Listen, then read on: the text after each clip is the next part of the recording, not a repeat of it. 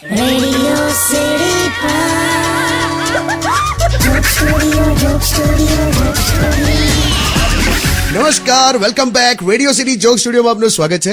કિશોર કાકા, કાકીને આયા છે? અરે એનો મોબાઈલ પલ્લી ગયો યાર, ધૂળેટીમાં રમતા રમતા તે બગડી ગયો છે. દુખી થઈને બેઠી જ ઘેર. પણ ધૂળેટી રમવા જાઓ ને એટલે કાકા મોબાઈલ કોઈ દિવસ ગજવામાં રાખવાનો જ નહીં. ગમે ત્યારે કલર વાળું પાણી છાંટે તો મોબાઈલ ગયો. કાક તો 2-વ્હીલરના ડેકીમાં મૂકી રાખવાનો, કાક તો ઘરે પછી સ્વિચ ઓફ કરીને મૂકી જ દેવાનો. એટલે પણ એને જમ્પ જ ક્યાં છે? સેલ્ફીનો એટલો બધો ક્રેઝ છે ને એને. થોડી વાર આમ મોબાઈલ બહાર કાઢે, પાછો મોબાઈલનો કેમેરા સાફ કરે, પછી ફોટો પાડે, પછી ડિલીટ કરે, પાછો કેમેરા સાફ કરે, ફોટો પાડે, ડિલીટ કરે, પાછો કેમેરા સાફ કરે, ફોટો પાડે, ડિલીટ કરે. આવું અડધો કલાક ચાલ્યું. પછી મારાથી ના રહેવાયું ને એટલે મેં કીધું એક કામ કરી, એકવાર મોઢું સાફ કરીને જો.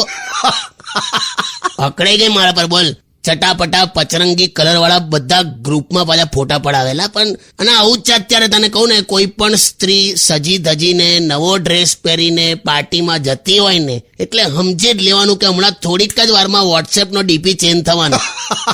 પણ આ જ પરિસ્થિતિ છે બધે. હવે તો આંબા પર કેરીઓ પાકીને જાતે નીચે પડી જાય, કારણ કે એને પણ ખબર છે કે પથ્થર ફેંકવા વાળું બાળપણ મોબાઈલમાં વ્યસ્ત છે. વાહ કાકા. સ્ટે ટ્યુન વિથ કિશોર કાકા only on radio city 91.1. Joke Studio. Only on Radio